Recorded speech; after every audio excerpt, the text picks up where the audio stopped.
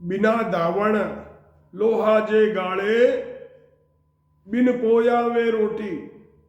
दावण होती है जो लवार उससे हवा डालता था, पहले चमड़ी की दावण होती थी, उसको दावण बोलते हैं। उससे दावण को हिलाने से भट्टी के अंदर हवा पहुंचती थी, उसको दावण बोलते हैं।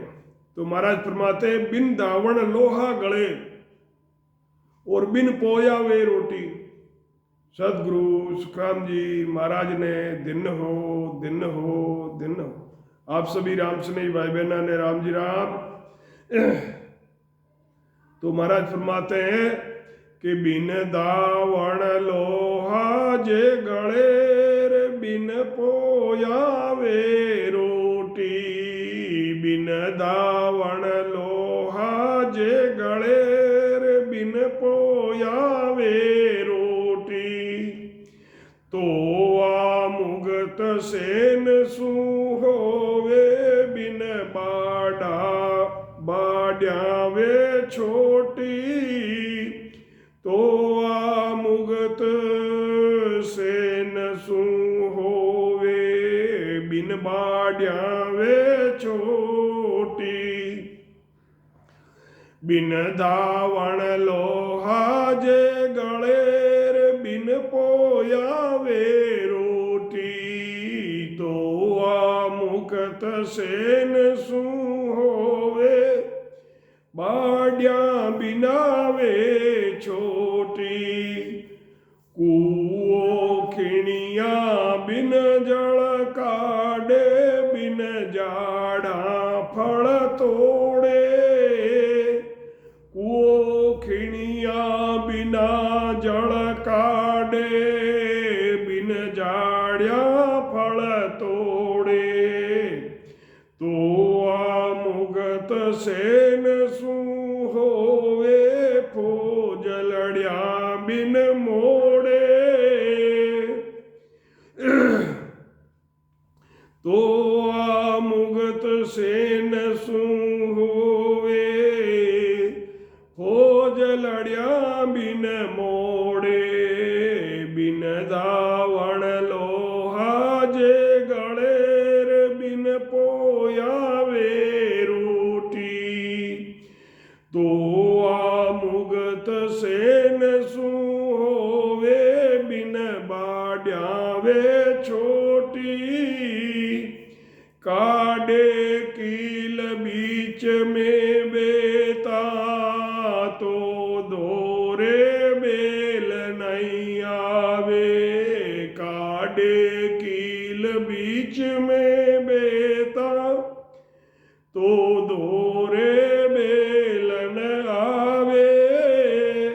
के सुख राम काज नहीं सरसी, उलट रसा तड़ जावे। के सुख राम काज नहीं सरसी, उलट रसा तड़ जावे। महाराज फरमाते हैं लोहे को तपाने के लिए दावण से हवा डालनी पड़ती है, जब वो पिघलता है। तो बिन दावण जे गले लोहा और बिन पोया वे रोटी। तो आ मुगत सेन सू होवे, बिन बाड्या वे छोटी। कुओ खिणिया बिन जल काढ़े, कुआ तो खोदा नहीं है और जमीन के अंदर बिना खोदे ही जल निकालना हो। बिन जाड़ियों के फल तोड़े, जाड़ियां है ही नहीं तो फल किसका और कहां से तोड़ेंगे।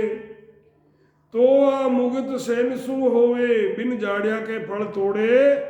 तो आ मुगत सेन सू होवे, फौज लड़िया बिन वापस सामने वाली फौज को वापस घुमा दे, भाग जावे। काढ़े कील बीच में बेता, पहले कुआं सींचते थे तो दो बेल लगाते थे, तो वो पानी की जो छड़ ऊपर आती थी तब वो बेल वाला वहां से कील निकाल देता था, तब वो खींच के खाली करके वापस कुएं में डालता था।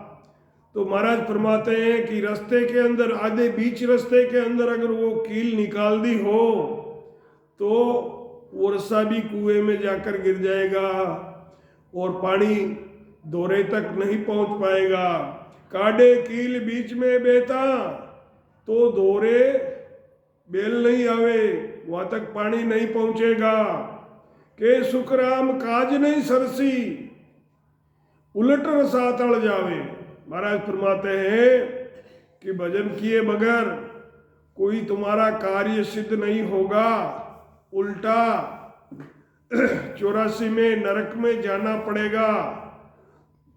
तो महाराज यह फरमाते हैं, बिन धावण के लोहा गल जाता है और बिना बनाए ही रोटी बन जाती है। तो वन को काटे बिना छोटा हो जाता हो, पेड़ को नहीं काटने के बजाय बिना काटे ही वो अगर वो छोटा हो जाता है तो ये मुक्ति सैन से हो सकती है। पेड़ तो हमेशा बड़ा होता है, छोटा नहीं होता है। उसको कोई काट देता है तो वो छोटा हो जाता है। तो महाराज फरमाते हैं कि अगर वो पेड़ बिना काटे ही अगर छोटा हो गया तो ये मुक्ति सैन से हो सकती है। कुएं को खोदे बिना जल निकल जाता हो, बिना वृक्ष के ही फल तोड़ सकते हो। वृक्ष तो है नहीं तो फल किसका तोड़ोगे।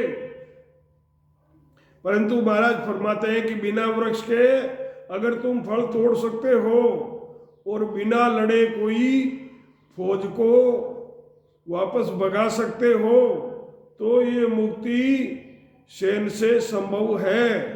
बहुते बेते चरस के बीच में कील को निकाल दे। अभी बैल अपने उस जगह पर नहीं पहुंचे हैं और जो रस्से की कील होती है अगर उसको निकाल दे तो फिर पानी दोरे में नहीं पहुंच पाएगा।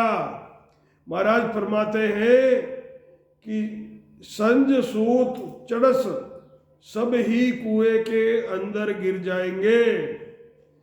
जब रसातल जाना है तो पानी नहीं आना ही काज नहीं सरना है। ऐसे ही वाणी का भजन चलता है, वाणी से भजन चलता है और मन से बंद कर देवे तो पूर्ण पद की प्राप्ति नहीं होती है। यही कारज नहीं सरना है। अभी आपका भजन चल रहा है और आपने मन से बंद कर दिया।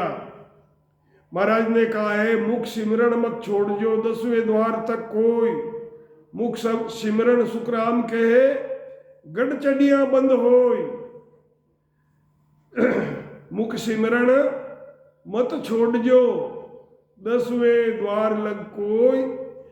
मुख सिमरण सुखराम कहे गढ़ चढ़िया बंद होय। उससे पहले अपने मन से रचना को चलती हुई मत रोकना। अगर रोक दोगे तो हम मंजिल पर नहीं पहुंच पाएंगे। सदगुरु सुखराम जी महाराज ने दिन हो दिन हो दिन हो। आप सभी राम स्नेही भाई बहना ने राम जी राम सा।